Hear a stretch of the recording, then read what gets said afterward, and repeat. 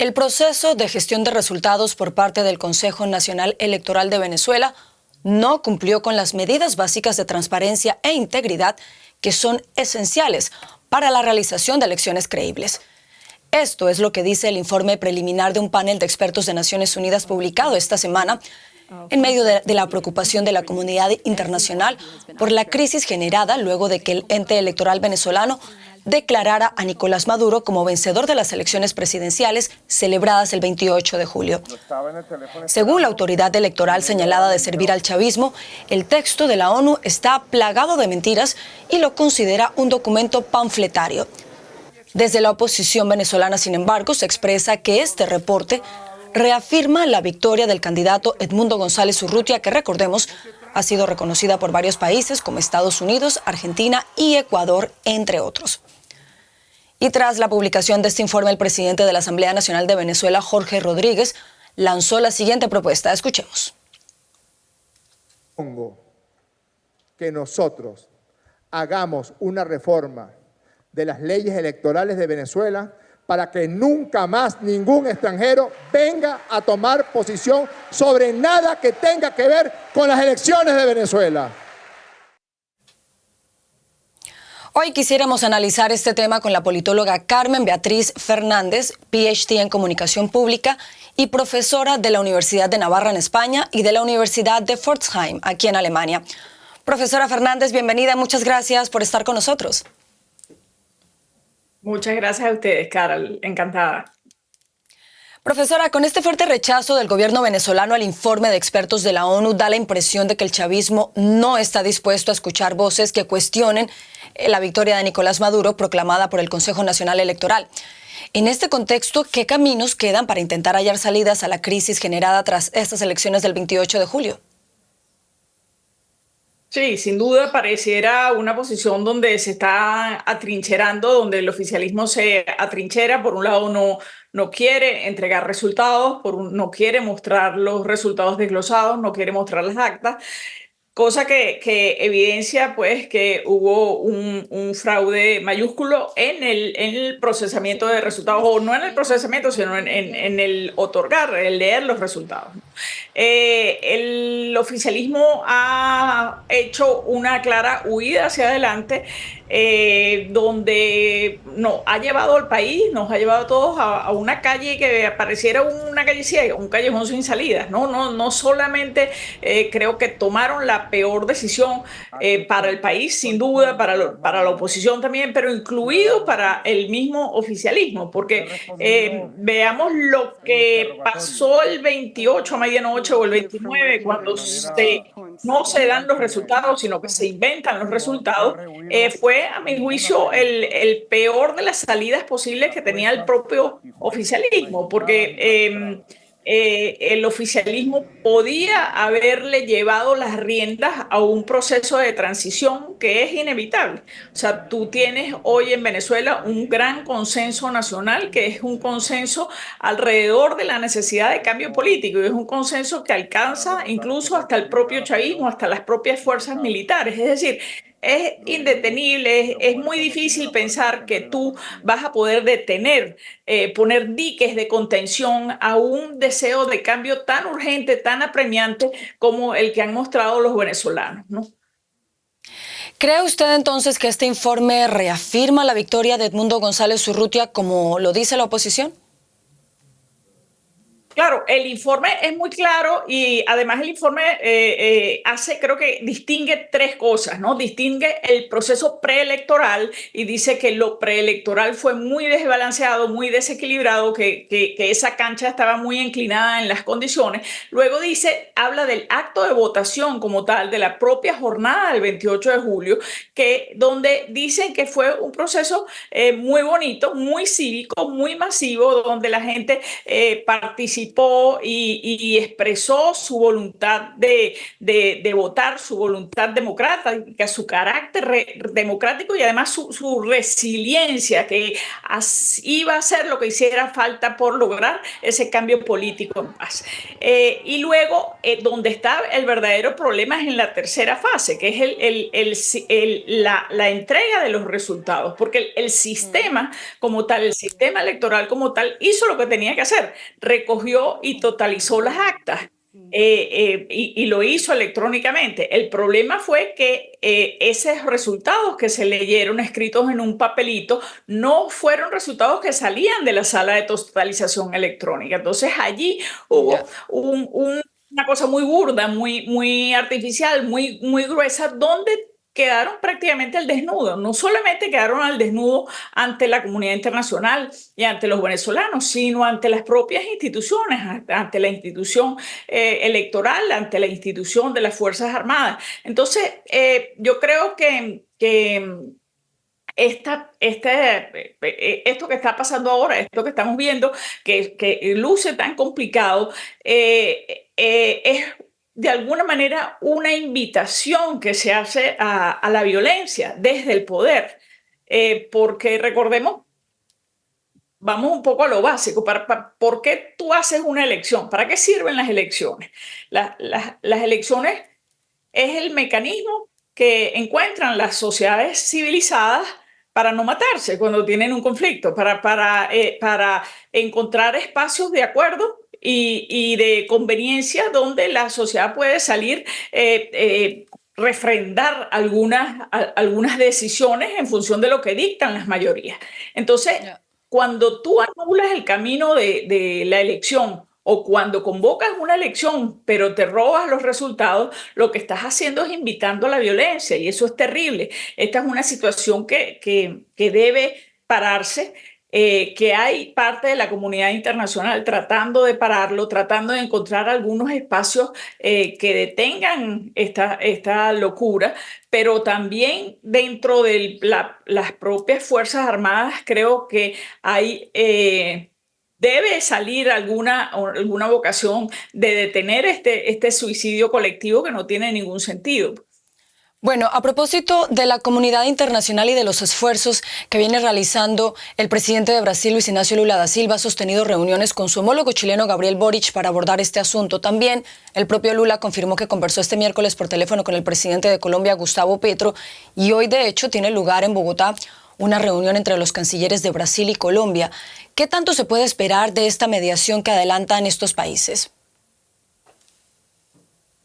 Bueno, yo creo que yo saludo que exista todavía esta confianza o esta posibilidad de explorar salidas institucionales a este conflicto, que es un conflicto en puertas muy grueso y que creo que si alguien puede lograr algo son precisamente Colombia y Brasil, porque son los países vecinos, son los países que más duramente están recibiendo la migración venezolana, esa enorme diáspora venezolana que huye de una dictadura y que huye de una dictadura que copa todos los espacios de desarrollo e impide cualquier posibilidad de futuro.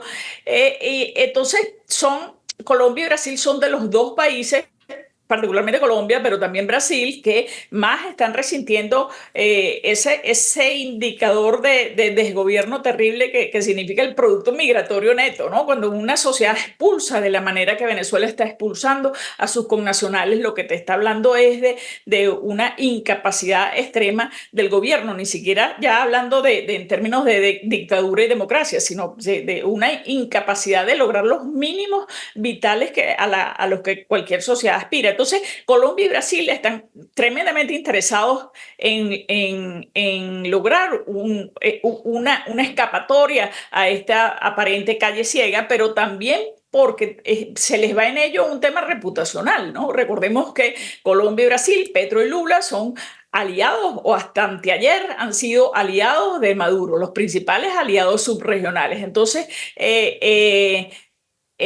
un Maduro abiertamente totalitario, un Maduro abiertamente antidemocrático, es un estigma también para Lula y para Petro, que fueron quienes lo auparon y le alzaron, ¿no? A propósito de esto que usted menciona, este miércoles un grupo de 32 expresidentes de la región criticaron a los gobiernos de Brasil, Colombia y México por sumarse a la intención de Nicolás Maduro de permanecer en el poder, lo que, según expresan, representa un verdadero ataque a los derechos democráticos latinoamericanos. ¿Comparte usted estas críticas que hacen estos 32 exmandatarios? Bueno, sí, no, o sea, creo que tienen argumentos de peso para decir lo que están diciendo. Sin embargo, creo que todavía Lula y Petro pueden lucirse y encontrar una salida, convencer a Maduro de una salida digna, que no es otra que totalizar los verdaderos resultados, porque se ha venido diciendo estos días de la posibilidad de repetir elecciones. A mi juicio, la repetición de elecciones no tiene ningún sentido, ¿no? Es difícil, es muy difícil pensar que tú vas a resolver un problema, una elección robada, haciendo otra elección, ¿no? O sea, ¿cuáles son las garantías de ese proceso electoral, de un segundo eventual proceso electoral? Eso no tiene, a mí es un disparate, no tiene ni pies ni cabeza, ¿no? Mucho menos cuando se ha desarrollado una represión, una racia de la magnitud que estamos viendo ahora en Venezuela, donde el gobierno está vengándose, digamos, particularmente de los que fueron sus bases políticas más claras, ¿no? O sea, son hoy quienes están siendo víctimas de la represión gubernamental son precisamente los ciudadanos más pobres, los que en algún momento fueron los más chavistas, ¿no? Entonces, digamos, creo que todavía hay que apostarle y todavía hay esperanza en que Lula y Petro puedan lograr un acuerdo que sea mínimamente digno para Maduro, y eso tiene que ver con que tú tienes un proceso de transición de 6 meses, ya por ley, digamos, el nuevo presidente, el presidente electo, no tomaría el poder hasta el 10 de enero. Entonces hay la posibilidad de que estos 6 meses se dé un proceso de transición ordenada. O sea, yo creo que el cambio político en Venezuela es inevitable, porque tú no puedes aguantar, y la región no podría aguantar una segunda oleada migratoria de la magnitud que podría darse si no se alcanza el cambio político en Venezuela. Pero ese cambio político puede ser de una manera terrible, o puede hacerse de una manera cívica, ordenada y con relativa armonía entre los actores. A eso creo que es lo que hay que apostar, y eso tendría que ser a lo que apuesten Lula y Petro. Profesora Fernández, usted nos habla... Usted nos habla, profesora Fernández, del tema de la represión, y es que otra de las preocupaciones que tiene la comunidad internacional con la situación actual que se vive en Venezuela es precisamente el de la fuerte represión y la persecución a opositores. Escuchemos qué dice la ONU sobre esto. El alto comisionado expresa su preocupación por el elevado número de detenciones arbitrarias, así como por el uso desproporcionado de la fuerza tras las elecciones en Venezuela y el resultante clima de miedo.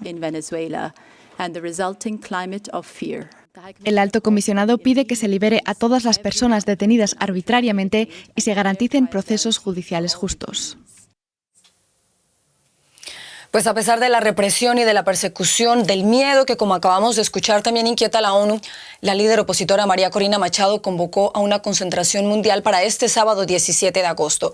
¿Qué tanta presión cree que este tipo de manifestaciones puedan ejercer sobre el chavismo y sobre Nicolás Maduro?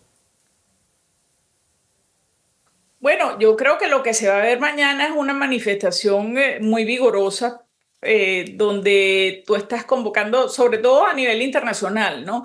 Estás convocando a los 8 millones, a una diáspora grandísima de 8 millones de venezolanos que están en todas partes del mundo y que se han convertido en activistas por la democracia. No solamente es un tema venezolano, es fundamentalmente un tema venezolano, pero también tiene alcance a nivel global, porque tú lo que están pidiendo estos 8 millones de venezolanos venezolanos que solamente en España se van a reunir en más de 20 ciudades. Hay que ver lo que eso significa para una nación. 1 de cada 4 connacionales está fuera del país, y esos que están fuera del país están diciendo, bueno, estamos aquí y queremos ayudar a nuestro país. No hubiera sido mucho más fácil, hubiera sido mucho más cómodo también para el gobierno decir, bueno, hay 2 países, el país de adentro y el país de afuera, un poco como pasó con Cuba, y el país de afuera y el de adentro no se entienden. Esa no es la situación en Venezuela. En Venezuela el país de afuera está tratando de ayudar al país de adentro, ¿no? Y creo que eso es importante, y lo que vamos a ver mañana va a ser una manifestación que de alguna manera incide en las políticas de los distintos países. O sea, la política y el alcance diplomático de España sin duda va a estar de alguna manera influido por lo que veamos mañana en estas 20 y pico ciudades españolas. Igualmente los venezolanos en Colombia, igualmente los venezolanos en Estados Unidos. Es decir, es una diáspora que está asimilada al país donde emigró, pero también no olvida de dónde viene y qué es lo que quiere para el país, para su país, para su patria, ¿no?